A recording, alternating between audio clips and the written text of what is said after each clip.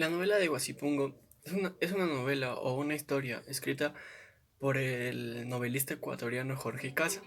Jorge Casa escribe esta novela alrededor del siglo XX, queriendo plasmar lo que se vivía entonces la gente indígena, dando así como protagonista a los indígenas de esta novela. En el primer capítulo nos relata acerca de un hombre que está endeudado y el cual es condenado a muerte. Pero esa persona, mediante va pasando el tiempo, va generando varias ideas. En 3 meses, esa persona logra pagar todas las deudas que tenía, dejando así en cero su cuenta. Lo que él quería era hacerse millonario, entonces para eso ejecuta el plan de buscar petróleo, que era lo que en ese entonces el petróleo daba dinero. Y así es como lo busca, así es como contrata a varias gente indígena para buscar petróleo, explotando a los indígenas y por ende maltratándolos.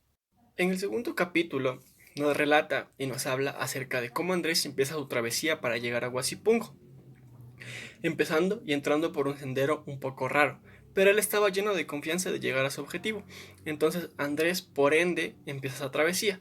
Los indígenas quieren hacer lo mismo para poder llegar a Huasipungo. Sin embargo, los indígenas no conocían el camino, entonces para ellos se hace y se convierte en una travesía el poder llegar hacia Huasipungo, para lo cual ellos emprenden su viaje por la noche con todos los temores que dependían con tal de llegar a su objetivo.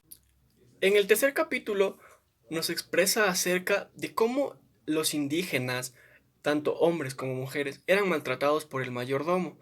¿Maltratados en qué sentido? Maltratados verbalmente, siempre ofendiéndoles, tratándoles mal, dándoles por menos, por el simple hecho de ser indígenas.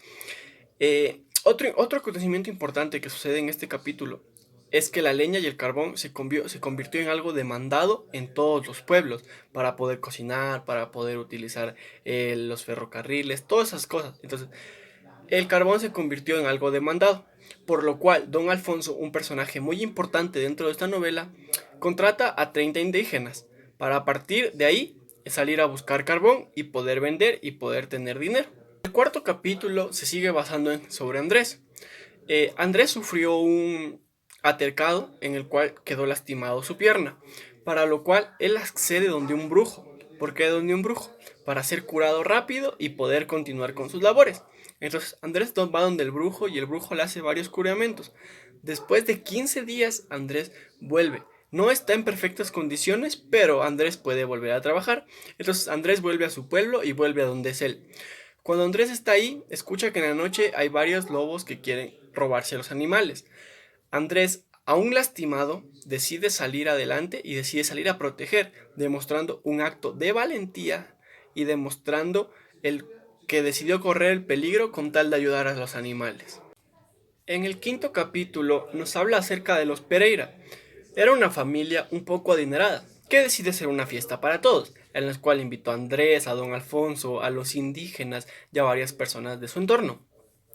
Un momento ahí, don Alfonso empieza a tomar y se emborracha, a tal punto que abusa de Juana.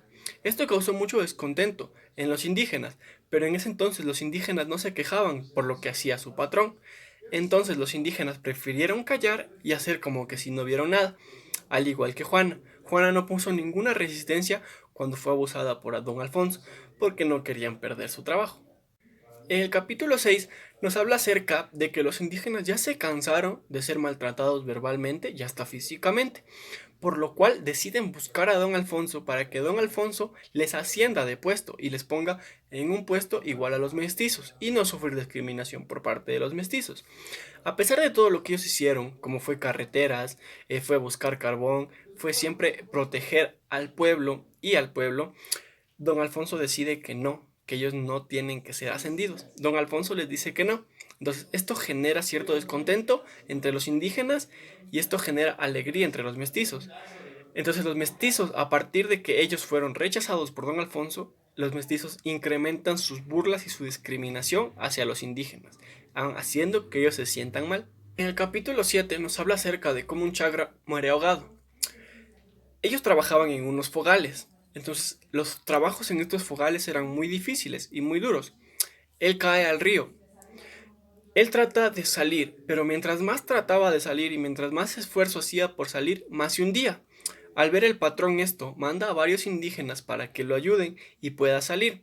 pero cuando ellos llegan se dan cuenta que en realidad él ya no está y que solo hay una mancha negra, dejando así cierto descontento entre la comunidad indígena por no haber salvado a uno de ellos.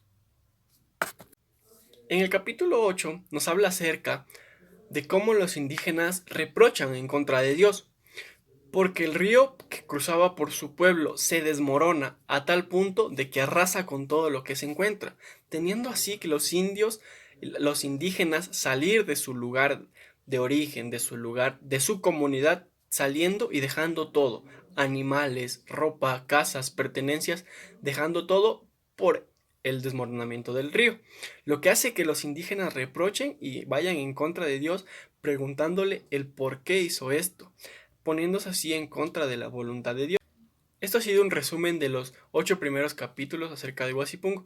Todavía faltan otros 8 más, ya que es una novela que cuenta con 200 páginas y es muy interesante de leerla.